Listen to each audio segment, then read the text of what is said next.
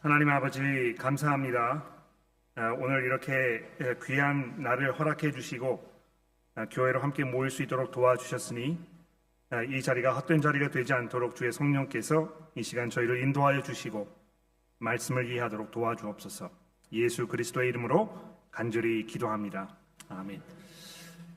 사무엘상 시리즈의 두 번째 시간이 되었습니다. 오늘 설교의 제목인 여호와의 말씀이 희귀하던 시절, 이 제목은 오늘 본문에 있는 그 3장 1절의 말씀을 따온 것인데요. 사무엘이 아직 어렸을 때에 당시 하나님의 백성이 처해 있던 이 영적 상황을 명료하게 설명해 주는 그런 표현입니다. 이렇게 생각을 해보면 이 본문 전체가 처음부터 끝까지 이 하나님의 말씀이 희귀하던 이 시절에 대한 어떤 그 보충 설명이라 이렇게 말할 수 있겠는데, 이 말씀을 통해서 우리 신앙의 본질을 다시 한번 점검할 수 있는 매우 소중한 시간이 될 것이라고 제가 생각을 합니다. 이 당시에 하나님을 예배하는 데 있어서 필요했던 모든 외형적 요소들이 잘 갖추어져 있던 그런 시대였습니다. 1장 9절과 3절과 9절, 24절 또 2장 14절에 보시면 여호와의 집이 실로라는 곳에 자리하고 있었다, 이제 이렇게 설명이 되어 있는데요. 이때는 이제 그 성전이 세워지기 이전이기 때문에 광야 시대에 사용되었던 그 장막이 있지 않습니까? 그 장막이 이 실로라는 곳에 이제 자리를 잡고, 그래서 그곳이 이스라엘 신앙의 중심지가 되었던 그런 상황이었습니다. 그곳에 엘리와 그 두 아들이 이스라엘 전체를 대표하는 대제사장으로서의 역할을 감당하고 있었고, 모든 율법의 규례를 따라서 하나님께 정기적으로 제사가 드려지고 있었던 것입니다. 외형적으로 이 하나님을 섬기는 데 있어서 아무런 부족함이 없는 지극히 정상적인 이런 그 상황이 이 본문 말씀에 설명이 되어 있습니다. 그런데 그럼에도 불구하고 3장 1절에 보시면 이스라엘의 영적 상태가 아주 치명적인 이런 결함을 안고 있었음을 날카롭게 지적하고 있는 것입니다. 장막에서 제사장을 통해서 율법이 명시한 이 종교적 행위가 연속되고 있었습니다만, 그 당시에 하나님께서 이스라엘에게 자신의 뜻과 의도를 드러내지 아니하시고 대화의 통로를 닫아놓고 계셨다고 이 본문 말씀이 얘기하고 있는 것입니다. 이 본문의 이런 부분을 보면 이 신앙의 본질이 무엇인가에 대한 질문에 대해서 구약과 신약이 일관되게 대답해주고 있는 것을 우리가 볼 수 있습니다. 신앙의 본질이라는 것은 어떤 종교적 행사나 예식에 참여하는 것이 아니고, 잘 들어보십시오. 신앙의 본질이라는 것은 어떤 종교적 행사나 또는 예식, 이것에 참여하는 것이 아니고, 하나님의 말씀을 주의 깊게 듣고 그 말씀을 통해서 하나님의 마음과 생각을 알게 되므로 하나님과 인격적인 사귐을 갖는 것입니다. 이 점을 한번 생각해 보십시오. 오늘이 이제 마더스데이가 되었는데요. 어머니들께서 원하시는 것이 무엇이겠습니까? 마더스데이라고 꽃을 안겨드리고 선물을 드리는 것이 물론 전혀 가치가 없는 일은 아니겠습니다만, 평소에 대화가 단절되어 있어서 어머니와 아무런 인격적인 관계가 이루어지고 있지 않다면 이런 날에 꽃이나 선물이 어머니의 마음을 기쁘게 해드릴 수가 없는 것은 너무 분명하지 않겠습니까? 그러니까 하나님께서 원하시고 정하신 것은 이 신앙의 본질이 주일 아침에 교회에 나와서 모임 시간에 참여하는 것에 있지 않다는 것을 우리가 이해하는 것이 아주 중요합니다.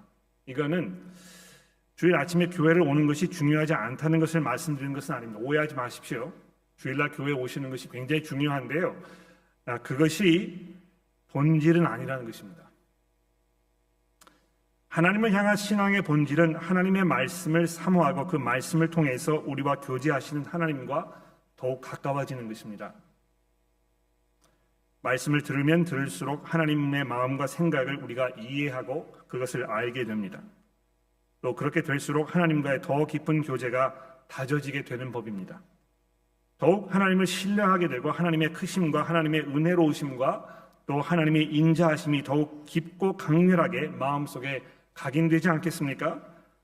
그러면 그럴수록 우리는 더욱 하나님을 경외하게 되고 우리의 마음속에 감사와 찬송이 차오르게 되는 것입니다. 이것은 이 종교 행사나 예식에 참여하는 것으로는 일궈낼 수 없는 그런 결과입니다. 이게 아주 중요한 부분인데요. 이 하나님에 대한 깊은 이해와 또 하나님에 대한 깊은 사랑과 하나님을 향한 깊은 경외심은 종교적 행사나 또는 예식을 참여함으로 인해서 생기는 것이 아니라는 것입니다. 물론 종교 행사나 예식 중에 하나님의 말씀이 그 중심에 놓여 있어서 그 말씀이 분명하게 선포가 되고 그 자리에 참석한 사람들로 하여금 그 말씀에 집중하도록 하였을 때는 이야기가 달라집니다만, 종교적 행사나 예식 그 자체의 의미를 두려는 경우, 예를 들어서 아주 장엄한 음악이 배경음악으로 흐르고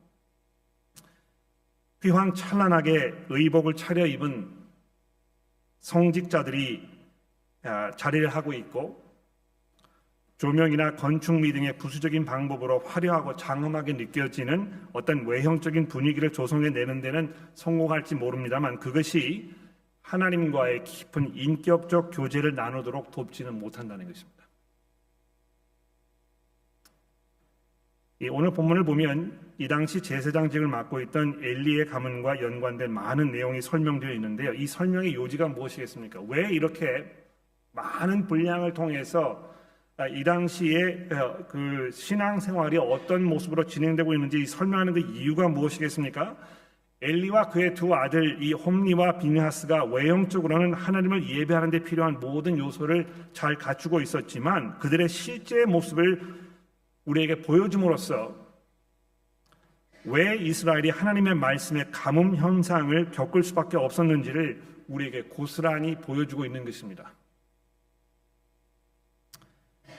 이 본문 말씀의 앞부분인 2장 12절부터 17절까지가 홈리와 비느하스 이 엘리의 두 아들의 이 탐욕과 그들의 폭력적 성향을 우리에게 설명해주고 있습니다. 하나님께 제사를 드리려고 사람들이 소나 양의 고기를 가지고 오면 이 두 제사장들이 하나님께 예배를 드리는 일보다는 자신의 배를 채우려는 욕심에 그 고기를 빼앗아 버리면서, 또 그렇게 자기의 욕구를 채워주지 못했을 때 폭력적으로 사람들에게서 이 재물을 빼앗아가는 이런 일이 반복적으로 저질러지고 있었다, 이렇게 본문이 우리에게 설명하고 있지 않습니까?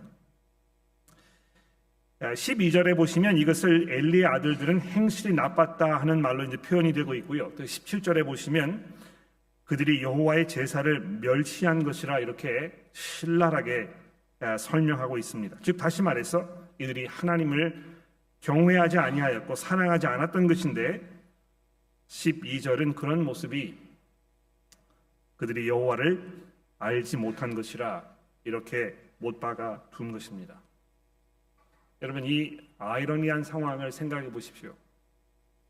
하나님을 예배하기 위해서, 하나님의 백성들을 그 예배에 이끄는 자리에 하기 위해서 선출되고 선별되었던 제사장들이 하나님을 알지 못하는 이런 상황 속에 놓여 있었다는 이 어처구니 없는 상황을 생각해 보시라는 것입니다.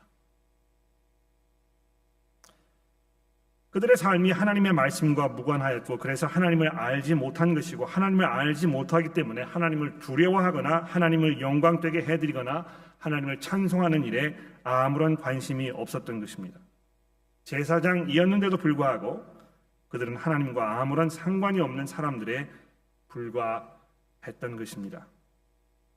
그리고 바로 그런 모습이 이 하나님의 백성들에게 말씀의 가뭄 현상이 일어나도록 하는 직접적인 이 원인이 되었던 것입니다. 그런데 여러분, 이런 현상이 우리 주변에서도 얼마나 자주 일어나는지 우리가 잘 알고 있지 않습니까? 교회의 목사나 장로이지만, 또 교회의 중요한 역할을 맡고 있지만, 실제적으로 외형적으로 하나님을 예배하는 데 있어서 아무런 부족함이 없는 것처럼 열정적이고 또 아주 그 종교에 익숙한 그런 모습을 보이고 있지만, 실제로는 하나님과 아무런 상관이 없는 이런 삶을 살고 있는 분들이 분명히 있다는 것입니다. 제가 이런 말씀 드리는 것은 누구에게 손가락질을 하거나 정죄하려는 것이 아니고요. 혹시 내 자신이 그런 잘못을 저지르고 있지 않은지 돌아보기 위한 것입니다. 우리 스스로를 돌아봅시다. 내가 교회에 빠지지 아니하고 출석하고 성경 공부 시간에 꼬박꼬박 나아가고 열심히 기도하고 성경을 읽는 것처럼 보이고 교회의 문제에 있어서라면 그 누구보다도 훤하게 교회의 모든 이 문화를 잘 이해하고 있는 교회의 이 전체적인 어떤 분위기와 환경에 아주 익숙해 있는 그런 사람일지 모르지만 내가 과연 하나님과 참된 인격적 관계 속에서 하나님을 참되게 예배하며 그분을 섬기고 두려워하는 마음으로 내 삶을 살고 있는지 돌아보지 않을 수 없는 것입니다.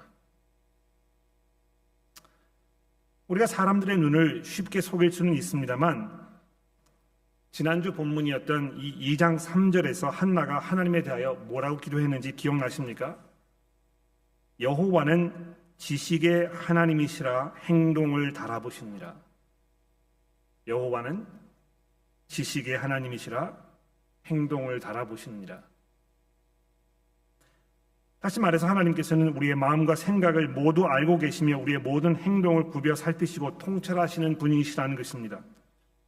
아무도 그의 눈을 속일 수가 없는 것입니다. 하나님께서는 모든 것을 알고 계셔서 우리가 무엇을 생각하고 있는지, 우리가 왜 이런 행동을 하고 있는 것인지, 우리가 겉으로 이런 표현을 하고 있지만 사실 속으로는 우리 가운데에서 무슨 일이 진행되고 있는지를 하나님께서 속속히 낱낱이 파헤치고 계신다는 것입니다. 그래서 하나님께서 마침내 2장 27절에서 하나님의 사람을 보내어 엘리의 가문에 청천벽력과 같은 심판의 말씀을 선언하고 계십니다. 비록 하나님의 말씀이 희귀하여 하나님의 계시가 매우 뜸한 시대였습니다만 그러한 가운데에도 하나님께서 이 엘리 가문의 이런 행태를 계속 내버려 두고 허락하지 않으셨던 것입니다. 그러니까 이 하나님의 말씀의 가뭄의 현상이 일어나는 이런 시대였는데 그 시대에 하나님의 사람이 이렇게 표현되어 있어서 이게 누군지 우리가 알 수는 없습니다만 알지 못하는 어떤 특별한 선지자가 있었겠지요. 그 선지자가 하나님의 계시를 받아서 이 엘리 제사장에게 찾아가서 굉장히 많은 이 말을 쏟아내고 있는데 거기에 특히 29절의 말씀을 주목해 보십시오. 하나님께서 이 하나님의 사람을 통하여 엘리 제사장에게 뭐라고 말씀하셨습니까? 29절입니다. 너는 어찌하여 내가 내 처소에서 명령한 내 재물과 예물을 밟으며 내 아들들을 나보다 더 중히 여겨 내 백성 이스라엘이 드리는 가장 좋은 것으로 너희 스스로를 살찌게 하는 것이냐? 내 아들들을 나보다 더 중요하게 여겨. 나중에 3장에 가면 하나님께서 마침내 사무엘을 부르시는 장면이 소개가 되고 있는데요. 그 3장 13절 말씀에 보시면 하나님께서 이 어린 사무엘에게 엘리 가문에 대한 이 심판의 말씀을 선언하시면서 또 이렇게 말씀하셨습니다. 그가 자기 아들들이 저주를 자청하되 그것을 금하지 아니하였습니다.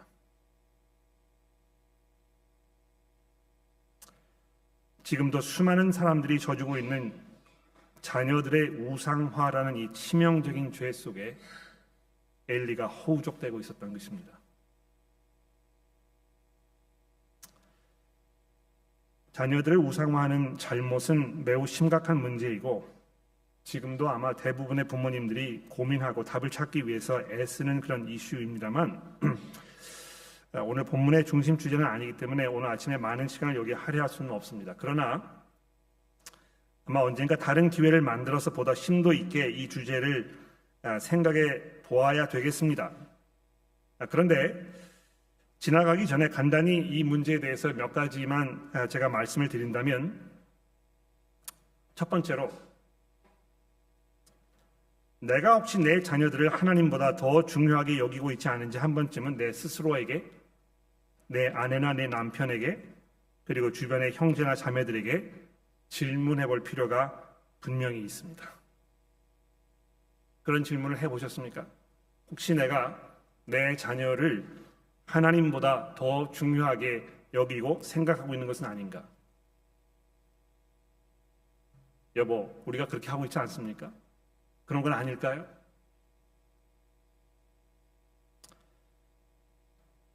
설상 그런 잘못을 저지르고 있지 않다고 하더라도 이 질문을 우리 스스로에게 묻는 것은 이 건강한 교회를 이루어가는 아주 중요한 요소 중에 하나임에 분명합니다.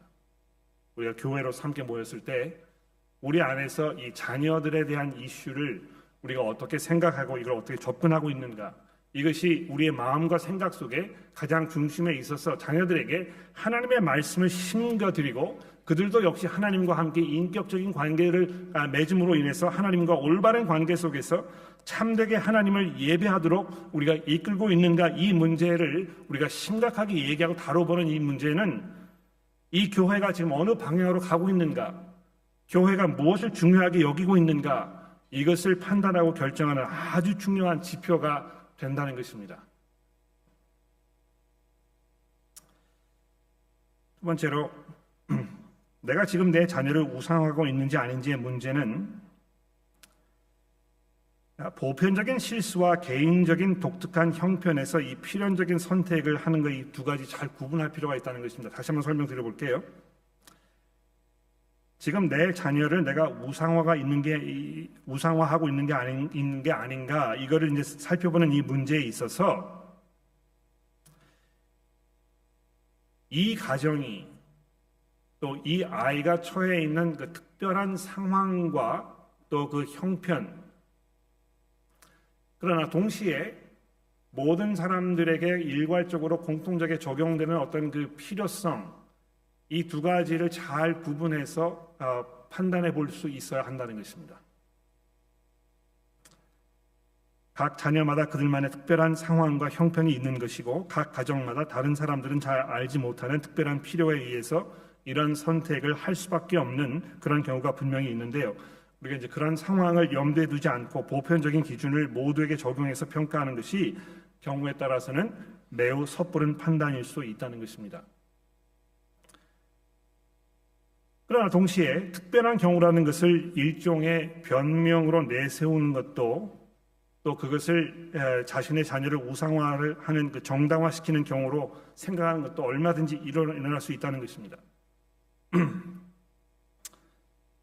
그래서 결론부터 말씀드리면 이게 굉장히 복잡한 문제이고 심각한 문제이고 오늘 아침에 몇 분 정도 시간을 할애해서 다룰 수 있는 문제는 아닙니다. 말씀드리지 않아도 잘 알고 계시겠습니다만 유아들에게 따끔한 말로 야단을 치는 것이 적절한 방법이 될 수 있을 것입니다. 아이들이 부모님의 말씀을 하나님의 말씀처럼 생각하기 때문에 부모의 그 야단의 이야기를 들었을 때 금방 어떤 그 생각이나 행동이 바뀔 수 있을 것이죠. 그러나 청소년기를 넘어서 20대가 되어 사회의 성인으로 여겨지는 자녀를 어린아이나 청소년 대하듯이 야단치는 것이 효과적일 리가 만무합니다. 3장 13절에서 엘리가 자기 아들들이 저주를 자청하되 금하지 아니하였다는 것은 엘리가 그들을 야단치지 않았다는 지적이기보다는 아마도 그들을 제사장직에서 파면하지 않았음을 지적하는 그런 말씀인 것 같습니다. 오히려 2장 22절 이하에 보면 엘리가 아들들을 불러다가 그들에게 23절에서 너희가 어찌하여 이런 일을 하느냐, 내가 너희의 악행을 이 모든 백성에게서 듣지 않느냐, 내 아들들아 그렇게 하지 말아라, 내게 들리는 소문이 좋지 아니하니라, 너희가 여호와의 백성으로 범죄하게 하는도다. 사람이 사람에게 범죄하면 하나님이 심판하시려니와 만일 하나님이 여호와께 범죄하면 누가 그를 위해 간구하겠느냐라고 아주 간곡하게 그들 조언하지 않았습니까? 그런데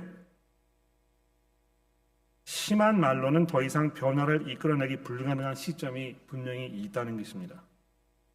그러니까 여러분들이 안타까운 마음에서 여러분 자녀들에게 이렇게 저렇게 해라 했으면 좋겠다, 강압적으로 부모의 어떤 그 능력과 부모의 그 권위를 앞세워서 신앙적인 이슈들을 요구했을 때 이것이 여러분이 의도한 대로 긍정적인 효과를 내지 못할 경우가 상당히 많습니다. 이 이슈에 대해서 더 말씀드리고 싶은 게 많이 있습니다만 시간적으로 부족해서 여기까지만 말씀드리지만 이 문제에 대해서 더 대화를 나누기 원하시면 점심시간에 개인적으로 저를 찾아와 주셔도 될 것입니다. 중요한 포인트는 하나님께서 오랫동안 침묵하고 계셨다는 것입니다. 그런데 그 이유는 하나님의 백성을 인도해야 할 책임을 맡은 이 지도자들이 하나님의 말씀을 멸시하고 이것을 두려워하지 않는 이런 모습 속에 있었던 것 때문이고, 또 그들의 그러한 모습으로 인해서 이스라엘 백성들 전체가 하나님을 예배하는 데 있어서 아주 부족하고 신실하지 못한 모습을 점점 반복하는 이런 혼란과 또 안타까운 상황이 계속 반복되고 있었던 것을 우리가 이해하는 것이 중요합니다. 그런데 그런 침묵 가운데에도 하나님께서는 움직이고 계셨던 것을 우리가 이 본문 말씀을 통해서 다시 한번 이해하게 됩니다. 왜 그렇습니까? 이미 하나님께서 한나의 기도에 응답하시지 않습니까? 하나님께서 아무것도 하지 않은 것처럼 보이고 사람들의 형편과 이 안타까운 상황에 대해서 아무런 조치도 취하지 않는 것처럼 우리가 여길 수 있지만, 하나님을 사랑하고 하나님을 존경하는, 하나님을 두려워하는 백성들의 그 기도 소리를 하나님께서 외면하지 않으신다는 것입니다. 그 기도를 들으시고 그들에게 필요한 것들을 적절한 시기에 하나님의 방법대로 채워주시는 것이 우리 하나님의 일하시는 방법인데요, 아무도 듣지 않고 업신여기고 있었던 이 한나라는 이 여인의 그 절박한 기도를 하나님께서 들으셔서 그녀에게 그 기도의 응답을 주시지만, 더 놀라운 사실은 그녀의 기도에 응답하신 하나님께서는 그녀의 기도에만 응답하신 것이 아니고 이 당시에 이 하나님의 말씀의 가뭄 현상에서 허덕이고 있던 하나님의 백성들을 향한 하나님의 은혜의 표현이었다는 것입니다. 이 한나로 인해서 이 세상에 태어나게 된 이 사무엘이라는 이 사람이 맡게 된 이 특별한 그 역할, 그의 그 중요한 나중에 이제 우리가 사무엘상을 계속 읽어 내려가면서 살펴보게 되겠습니다만, 하나님께서 이 사무엘이라는 이 소녀를 통해서 이루시려고 했던 그 은혜가 얼마나 놀라운 것인지, 더 이상 하나님께서 하나님의 백성들을 이런 혼란 속에 내버려 두지 아니하시고 그들에게 은혜의 말씀으로 찾아오시는 이 장엄한 장면이 이제 시작이 되고 있는 것입니다. 본문이 이제 봉독이 될 때 아마 이 점을 간파하신 분들이 계실 것이고, 주중에 세워주기 그룹을 통해서 성경 공부를 잘 하신 분들께서는 아마 이 점을 이미 알고 계실 것입니다만, 이 본문에 보면 사무엘이 이때 굉장히 어린 아이였다, 이런 부분이 계속해서 강조되고 있습니다. 11절 말씀, 2장 11절 말씀해 보십시오. 엘가나는 라마에 자기 집으로 돌아가고 그 아이는, 사무엘을 말하는 것이죠, 제사장 엘리 앞에서 여호와를 섬기니라. 또 좀 더 내려가서 18절에 보십시오. 사무엘은 어렸을 때에 세마포 에봇을 입고 여호와 앞에서 섬겼더라. 이 여호와 앞을 섬기는 이 일을 이제 반복적으로 설명하고 있는데요, 처음에는 아주 어려서 그냥 이 엘리 제사장의 어떤 그 수하에서 시중드는 일을 했었겠죠. 그런데 조금 시간이 지나서 이제 18절로 넘어가면 이제는 사무엘이 조금 자랐는지 성숙했는지 이 엘리의 마음에 들었는지 이 세마포 에봇을 입는, 즉 이 제사장들이 입는 이 겉옷을 입는 그 자격을 이제 얻게 된 것 같아요. 뿐만 아닙니다. 좀 더 내려가셔서 21절에 보시면 여호와께서 한나를 돌아보시사 그로 하여금 임신하여 세 아들과 두 아들을 낳게 하셨는데, 아이 사무엘은 어떻게 되었습니까? 여호와 앞에서 점점 자라가고 있었다. 하나님께서 이 아이를 구워보시고 이 아이의 인생을 책임지시고 이 아이가 무럭무럭 차곡차곡 자라갈 수 있도록 굽여 살피셨다는 것입니다.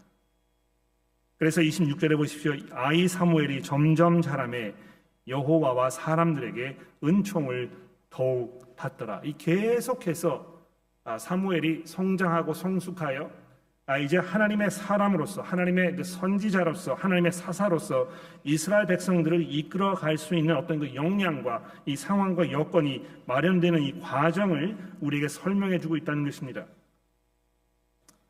그리고 나서 오늘 본문 말씀 3장 1절에 보면 이 아이 사무엘이 엘리 앞에서 여호와를 섬길 때 여호와의 말씀이 희귀하여 더 이상 흔히 보이지 않았더라, 이렇게 시작이 되고 있지만 본문 말씀 맨 마지막 절에는 어떻게 되어 있습니까?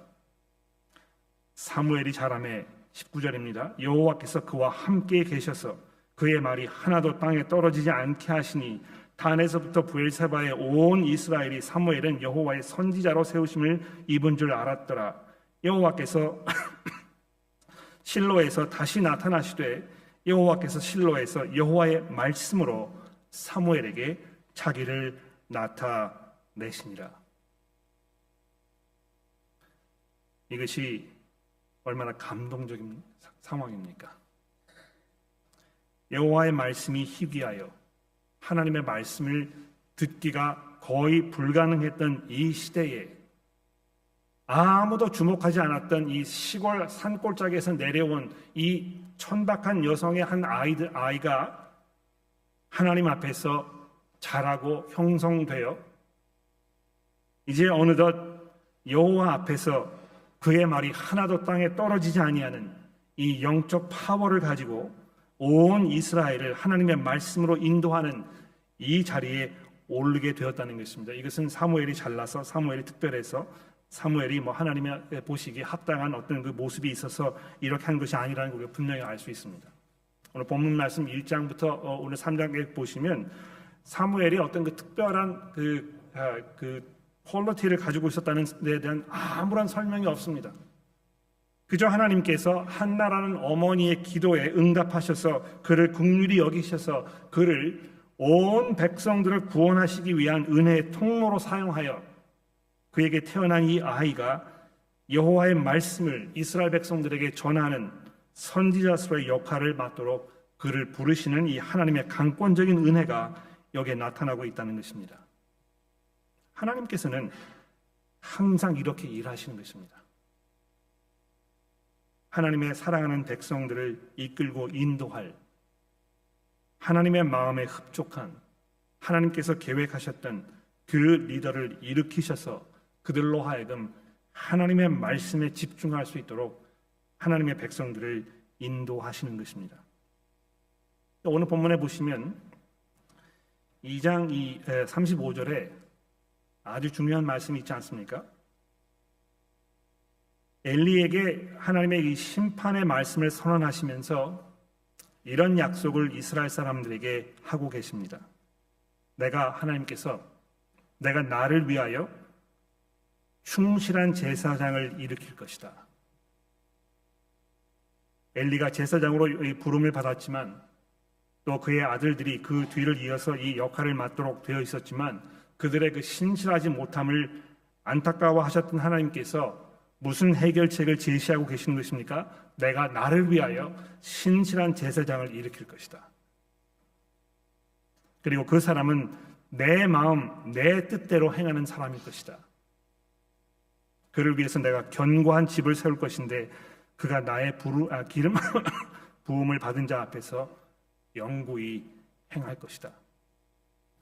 이 본문 말씀을 이렇게 계속 보시면 하나님께서 하나님의 백성들을 위하여 특별한 지도자들을 보내실 것이라는 약속이 계속 반복되고 있습니다. 지난주 이 본문 말씀 한나의 기도 맨 마지막 구절에 보시면 한나가 느닷없이 하나님의 그 왕, 기름 부음 받은 자를 하나님께서 강력하게 하실 것이라는 이런 기도가 난데없이 등장하지 않습니까? 어떻게 한나가 이런 기도를 할 수 있었을까요? 그 당시에는 왕도 없었는데 도대체 어디에서 이런 그 아이디어를 얻어가지고 하나님께서 그 백성들을 위해서 왕을 세우실 것이고 그 왕을 통하여 하나님의 백성들을 구원하실 것이라고 기도했겠습니까?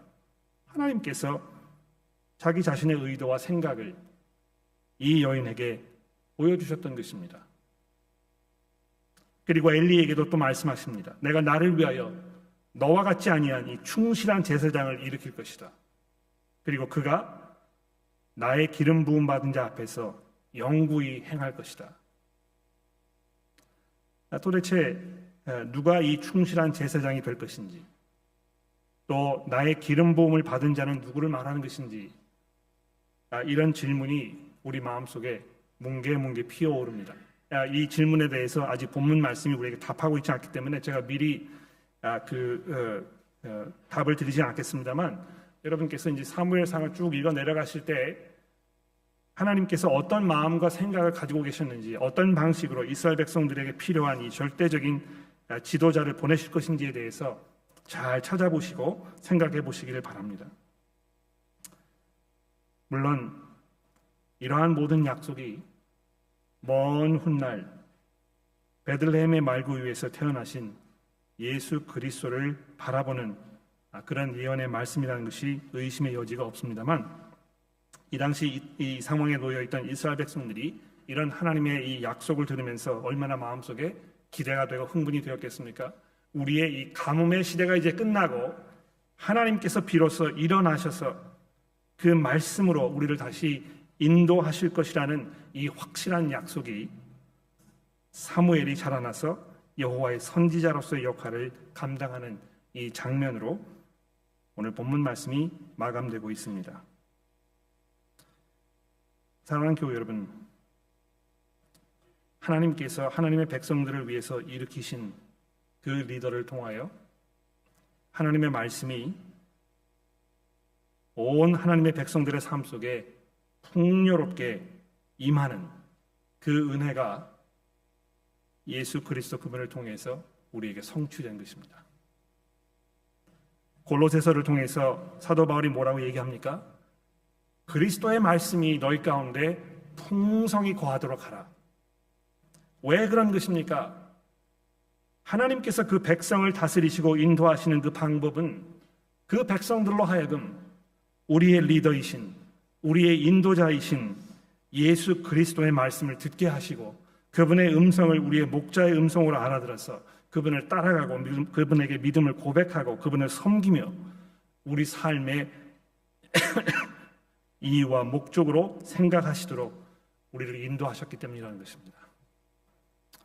그리스도의 말씀이 여러분과 저의 삶 속에 정말 넘쳐나고 홍수처럼 퍼부어지는 은혜 가운데 있기를 예수 그리스도의 이름으로 간절히 기도합니다.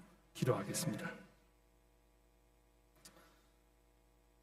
하나님 아버지, 저희들의 마음과 생각 속에 그리스도의 말씀으로 가득 채워주옵소서.